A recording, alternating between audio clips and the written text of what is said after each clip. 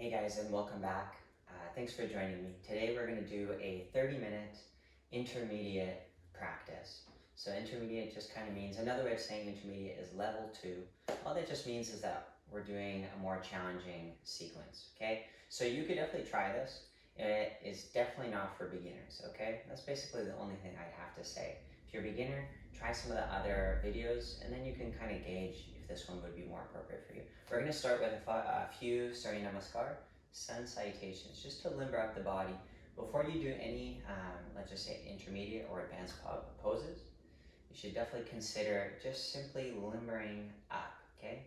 So that's how we're going to start. Come to standing, please. And then just take about 10 or so seconds just to tune into your posture, standing totally straight and tall. Tune into your breathing. Try and give your mind a little bit more of a sharp quality. And you can do that just by taking a few slow, patient, drawn out breaths.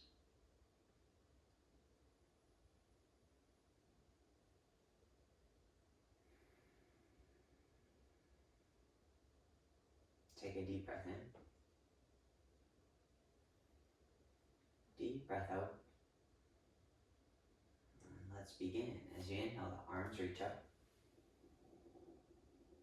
Exhale, fold forward. Half lift, inhale, look forward. And exhale, step or hop.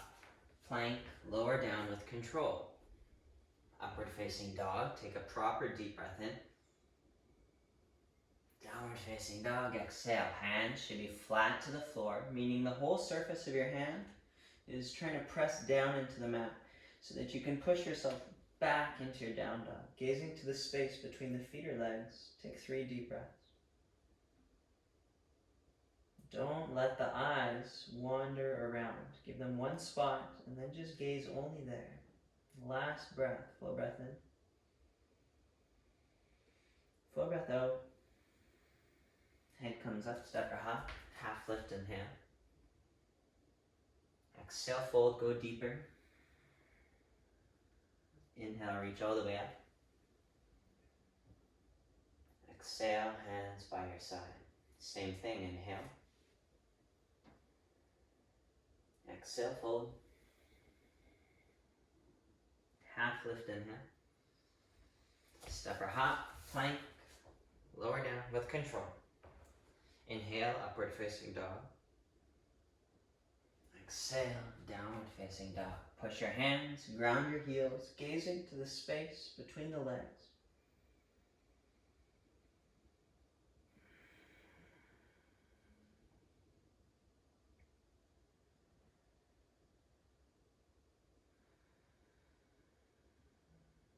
One more inhale. Exhale. Step or hop. Half lift, inhale. Exhale, fold. Inhale, reach up. Exhale, hands by your side. Inhale, arms reach. Exhale, fold. Half lift, inhale. A little different, right leg steps back onto the knee. Press the top of the foot, inhale, arms reach. One breath. Exhale, plant your hands, step back, plank, lower down. Upward facing dog, breathe in. Downward facing dog, breathe out. Take an inhale. Exhale. Head comes up. Right foot steps onto the left knee. Top of the foot presses down. Inhale, arms reach. Exhale. Hands down. Step forward into a forward fold. Inhale, reach up, look up. Exhale. Hands towards center. Left foot steps. Wide-legged stance. Arms reach out. Inhale. So you can do triangle to the left. The right arm should be pointing straight up, gazing up towards your thumb. Let's take a few breaths here. Breathe smoothly, only through the nose.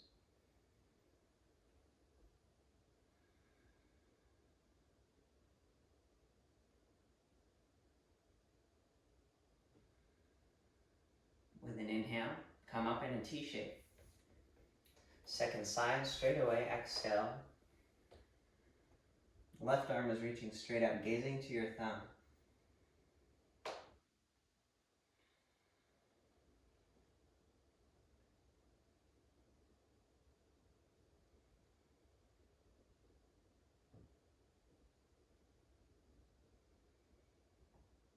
Inhale, come up. And then through the middle, second side, warrior B. And then side angle pose. Right arm inhale, reach. Breathe as smooth, as rhythmically as you can. Slow it down. Ideally, you're not huffing and puffing whatsoever. The breath, if possible, should be calm. One more inhale. Exhale, breathe in, come up. Through the middle, second side, warrior B setup, into Parshvakonasana, side angle. Left arm inhale, reach.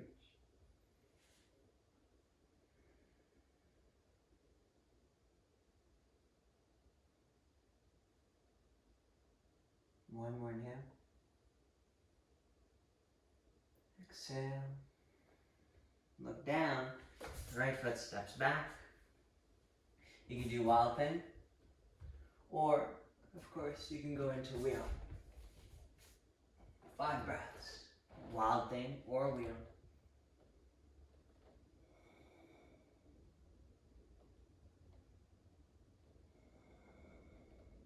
One more inhale. Exhale. Now you go to the other side. Wild thing. Second side or wheel.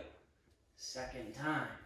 If you're going to repeat wheel, maybe, if it's in your practice, go deeper.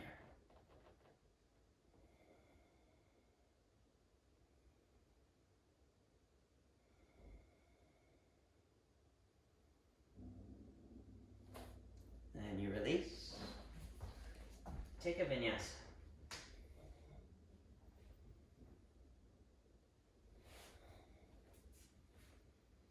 Full breath in. Full breath out. Head comes up, step or hop. Half lift, inhale. Exhale, fold. Inhale up to stand. Exhale, hands start center. Tree pose. Right leg first. If you can do Lotus, you should do Lotus.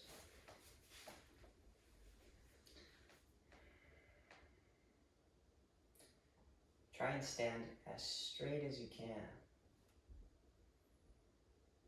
Relax the muscles of your face. Let your shoulders stay down. So they shouldn't be like this. Stay down, chest open.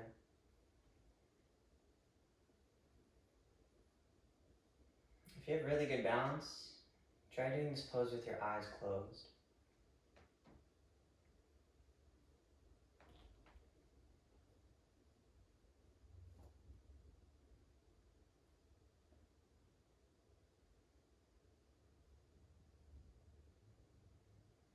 Time to switch sides, release. Second side.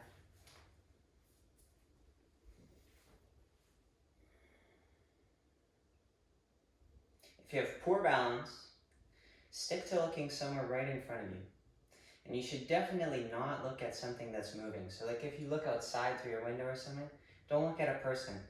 Every time you look at something that's moving, it's very likely that your mind gets pulled with that thing, and then you lose your balance. You should look at something stationary. And if you have great balance, then you start to challenge it. Looking away from the floor, maybe looking up, or you close your eyes. That's obviously the hardest one.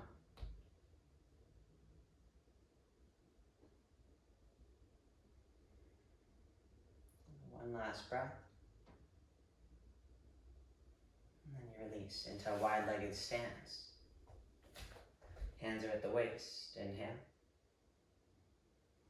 Exhale, start to fold, plant your hands. You're in a half lift. Ideally, legs are fully straightened. Inhale. And then exhale. The legs kind of don't change at all. It's you're pulling your torso and your pelvis with your arms to the space right in between the legs.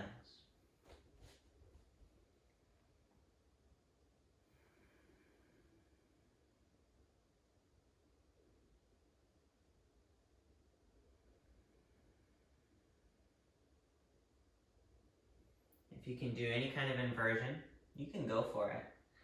As long as there's nothing in your house that you're going to fall on and shatter or break and then cut yourself, then I would say you should go for it.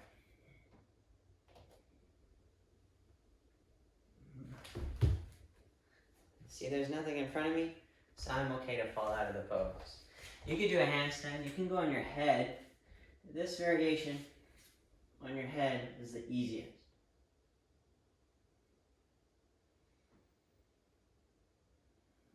If you're up in some sort of headstand or handstand, try and come back to where you came from. So you do a half lift inhale. And then from here, you can go to the right onto your left knee. 90-90 lunge, meaning you're creating 90-degree angles. It's not the long lunge, shortened. Right hand, this is one variation, stays down, inhale, left arm up.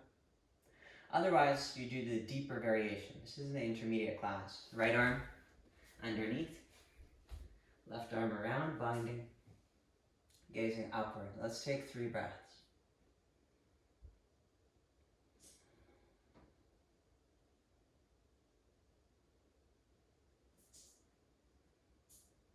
One more inhale.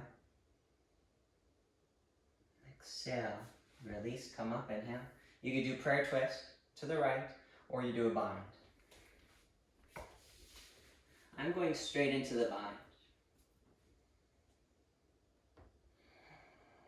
3 deep breaths. Keep your 90-90 lunge. Don't let it become something else.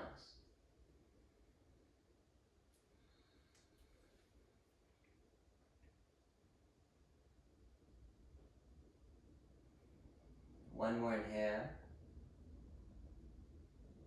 Exhale, release. Look down. From here, head goes down.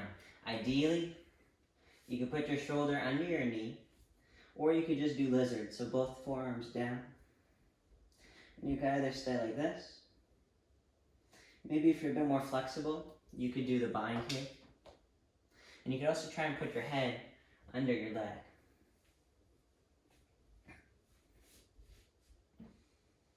Now stay, taking a few more breaths.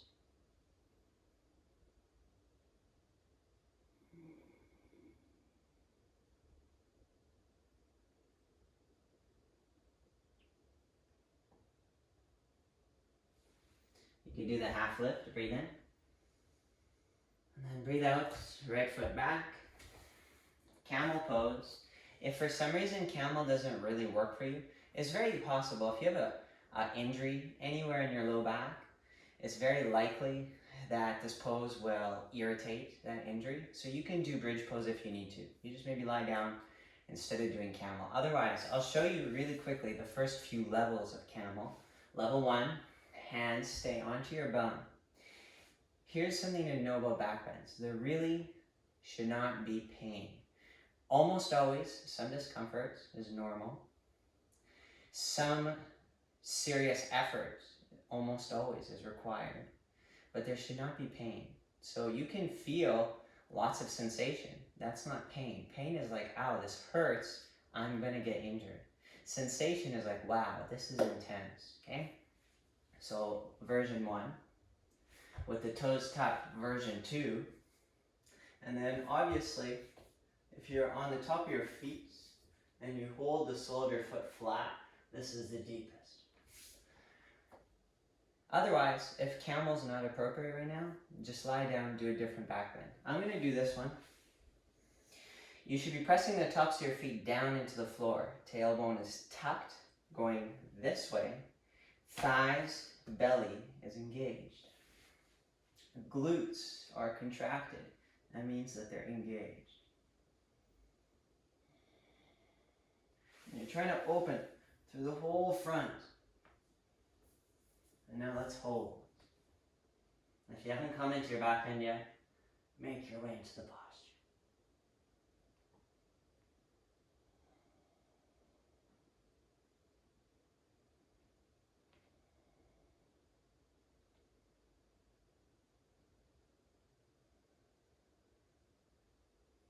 And then with then inhale, come right back up. Use your engagement to come up.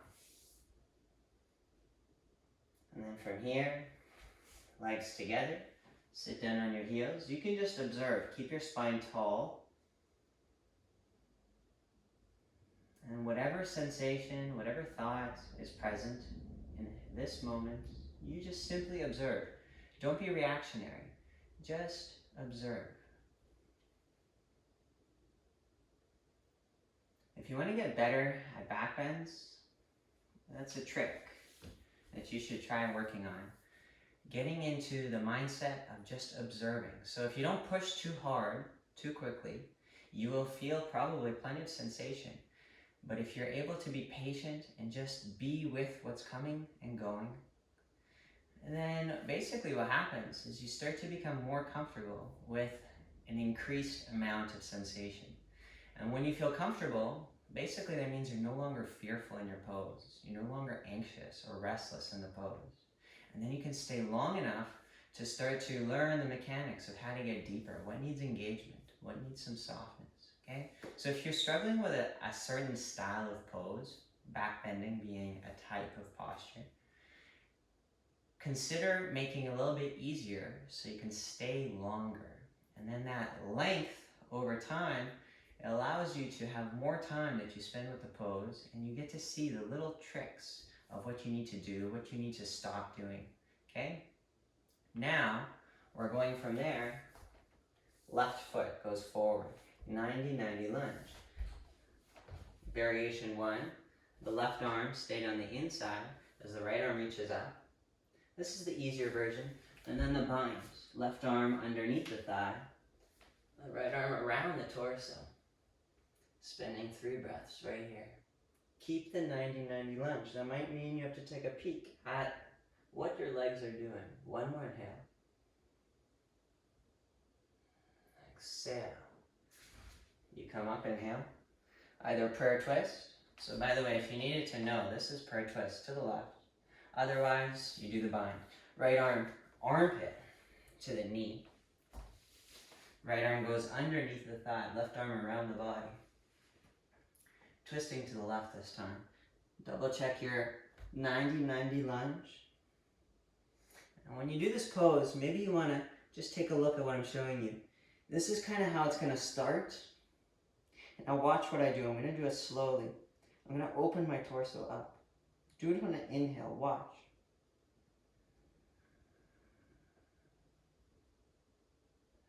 It's like I've inflated the pose. Here it's deflated. I'm stuck and small. On an inhale, I inflate.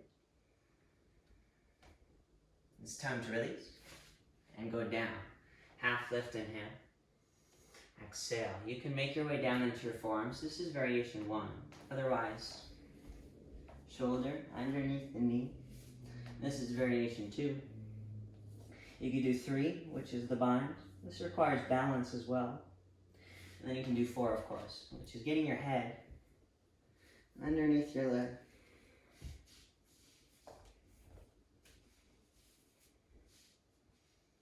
Let's take about 3 breaths.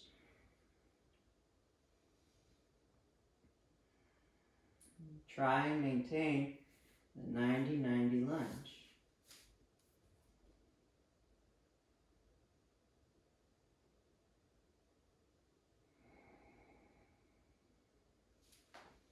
Half lift, breathe in. Left leg back. Straight into cow Ustrasana. If you feel sore, that's quite normal.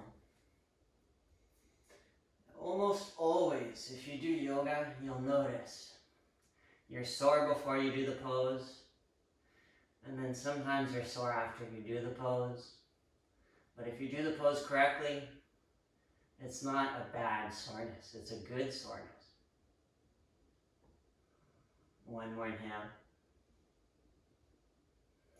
Exhale with engagement. Inhale up. And then sit on your heels and relax. Keep your spine as straight and tall as you can. If you didn't do the back bends just now, for whatever reason, maybe it went quicker than what you were ready for, pause the video, Get into your camel or whatever backbend you're doing. Hold it for 5-10 breaths, okay? And then unpause the video. And now we're resting. Just sit and meditate on what has happened after these postures we've practiced.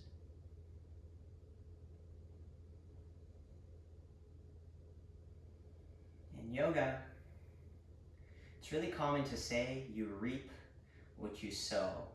If you're not really sure or familiar with what that saying means, so basically, it's like if you have a garden and you plant some seeds and you do your best to take care of them, so what you're going to get in return is that probably eventually you're going to have some fruits and vegetables, okay? You reap what you sow. You don't really put any work into the garden. It gets overgrown with weeds. Okay, maybe you get a couple crappy fruits and vegetables in return. By crappy, I just mean small. They're maybe not very tasty because you didn't put any effort into them.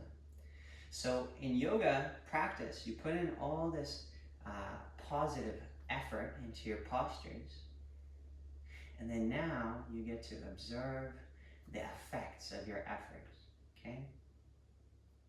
This is actually, I would say, one part of yoga practice that is not really done enough, and there's not enough emphasis on it. You do your practice.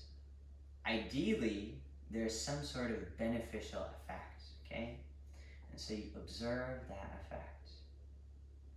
Because you can learn a lot about your practice if you just pay attention to what's happening. This is how you can cut out harmful techniques from your yoga practice, or maybe poses that you shouldn't really be doing right now. So maybe you've injured a joint in your arm, any of them. And you notice whenever you do these poses that you like doing, the day after that, you feel really sore in that injured area, like really sore, like debilitating. So you should notice from that observation, I don't think I should do these poses for some time until maybe you can heal that injured part, okay? So it's actually really important. So you do a couple poses, especially if they're intense, pause and observe, okay? This is actually how you make an advanced practice, okay? We have about 7 minutes, so let's do some floor postures, okay? The reason I'm doing these shorter classes, 30 minutes, is because right now, especially if you're viewing this during the quarantine, the lockdown, even so where I live right now, the lockdown is being opened a little bit. But still, we're spending so much time in the house, and sometimes an hour just seems like a little bit too daunting. When you spend so much time in the house, you start to get a little bit lazier, you're lacking motivation. Here's a trick, do more backbends. They give you a huge amount of energy. First, floor posture, seated posture, Paschimottanasana. This is kind of the most obvious floor posture to start with. You can do any variation. I'm going to catch my heels. Inhale, head up, lengthen through the torso. Then as you exhale, try and hinge as much as you can at the waist. Let's do this pose for 10 breaths. Try very deep observation. So you're doing this pose. This is not really an advanced posture. This is super fundamental beginner pose, forward folding. But how do you take it from a beginner posture and you're making it into advanced pose?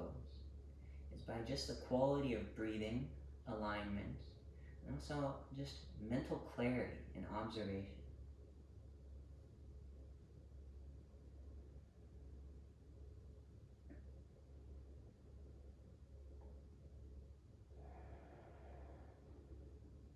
Inhale, head up. Exhale, release. The last thing I want to say on this topic of observation, every time you perform one of these postures, there is the potential for some brilliant aha moment. Meaning, if you're really paying attention, you will have at least some little epiphany every single time you do the posture. And don't be too picky, because sometimes it's nothing super special. Other times it's like, whoa, I just realized something I've been thinking about for like years. But usually it's like, I never really noticed that part of that muscle. Or I never noticed this action leads to this thing, okay? So stay very focused on your poses, okay? Next pose from here, Lotus. Because I'm oriented this way, I'm going to start with my left side. I recommend you follow. You could do left side, half lotus, okay? And if you can't do half lotus, then you could do half butterfly, okay? Half butterfly, if you practice it enough, it leads to half lotus. From here, try and keep it so that it's square. It's okay if the knee is hovering. That's okay. That just means you're tighter through the hip. You keep it down if you can, but don't force it down, because you can usually injure your knee if you do that. Reach forward, inhale, head up. Exhale, fold. Something to practice, if you have a good lotus, if your heel is touching your abdomen, you should press your heel into your abdomen. Right now we're doing the left side lotus, so that means you're pressing into the right side of your low belly. Traditionally, this means that you're stimulating the ascending colon, okay? And then on the second side, we'll stimulate the descending colon on the left side. One more inhale. Exhale. Breathe in, head up. Breathe out, release. Leave your lotus.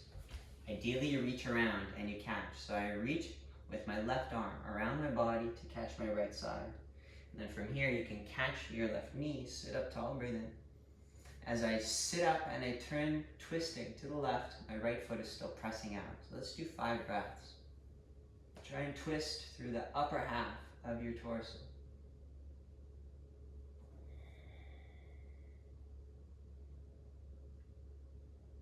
If you can't catch your foot, you just put your hand down. This is perfect. One more inhale. Exhale. Release. And then from here, so you should be in lotus like this. Fold your right foot back. So if you can't do this pose is called Bharadvajasana. Bharadvajasana. Okay, if you can't sit in lotus, my right leg is folded back. My right heel is right next to my right hip on the outside. And you can do this in the half butterfly stance, okay? Or Janu Shirshasana. But if you could do lotus, you should definitely be working on lotus. Again, you could do the pose like this. This is a twist, very similar, Bharadvajasana. It's from the second series of Ashtanga, okay? Otherwise, left hand reaches around to catch. And if possible, notice that the wrist crease is facing you guys. It's facing out to the left. So my right hand, usually students get a little confused with this. I reach across, the fingers point down, and then underneath my knee, okay? My hand is flat to the floor. Sit up, breathe in, and then turn to the left.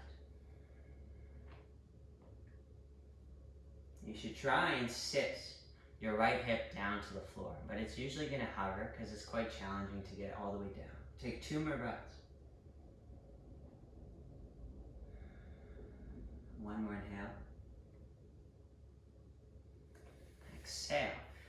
You can either watch or just briefly inverted pose. I like to do this whenever I have my foot in lotus, to do headstand with lotus. And by the way, so let's just say you can't really come up. You can work on this. This creates a solid base. And then eventually you come up. 5 breaths. Try and touch the ceiling with your right foot.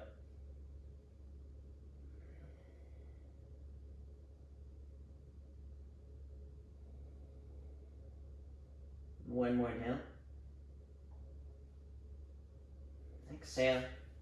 If you can, you should take a vinyasa. Maybe watch my transition. I release the lotus, and now I'm going to switch the hands so that they're ready for chaturanga. 1, 2, 3. And then maybe you can lower as slow as you can. Upward facing dog, breathe in. Downward facing dog, breathe out. Step or hop to seated. Right side lotus. Catch, breathe in, head up. Breathe out, fold. If you can, press your heel into your navel.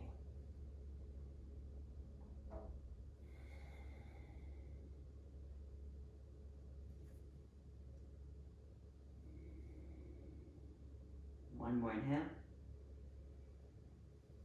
Exhale. Breathe in, head up. Breathe out, release. Straight into the twist, catch, inhale. Exhale, twisting to the right as you try and sit up taller. Lift your crown of your head and your chest up. Again, if you can't catch the foot, that's okay. You just simply reach your hand right here. Otherwise, hold and pull on. One more inhale. Exhale. From here, left foot folds back. Still in the lotus. If you need to, you do half butterfly.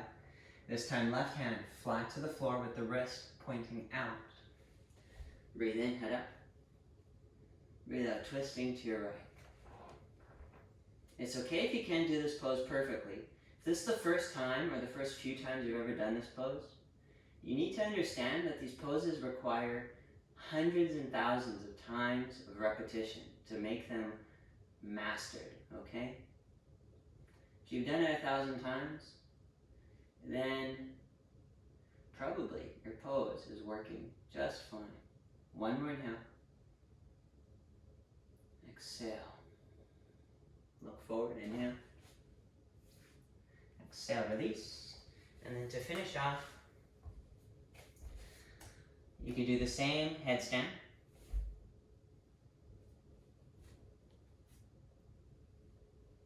Maybe you could go into full lotus. That's nice if you can.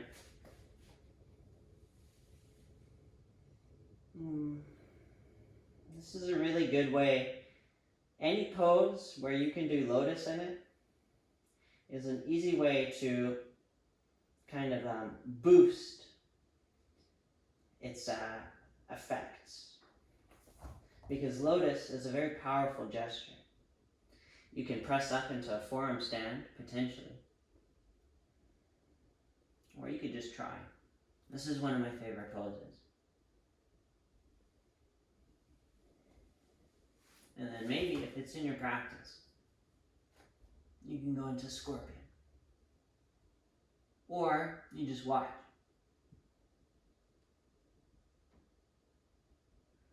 Then you can go into a back bend.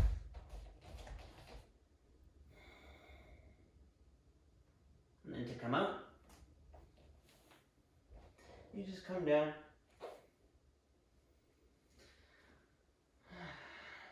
This is perfect. You should go into Shavasana from here.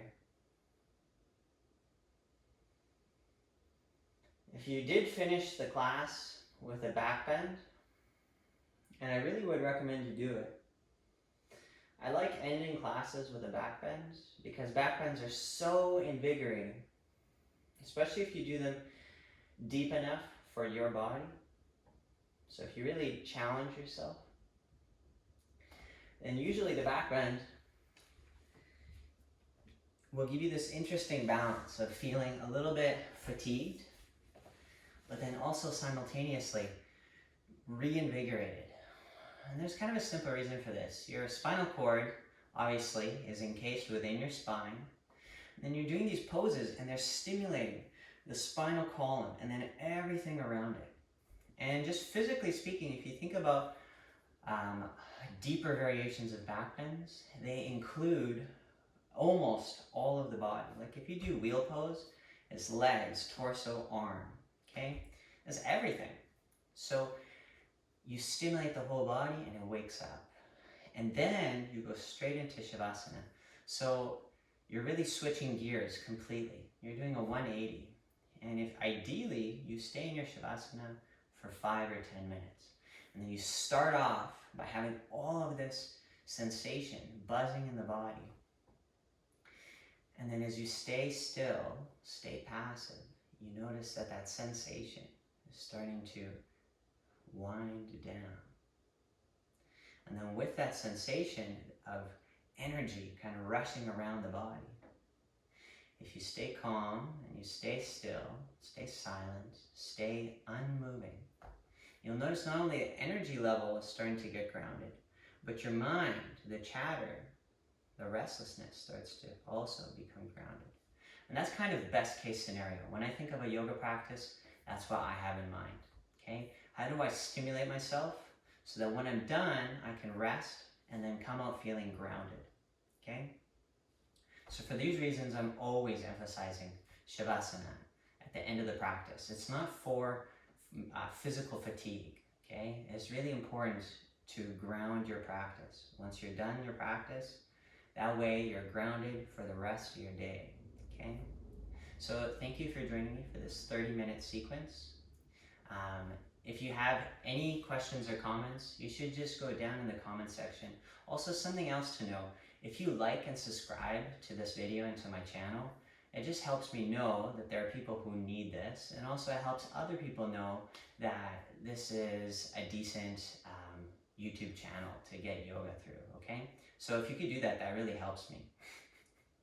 Anyways, thank you for your practice. Namaste.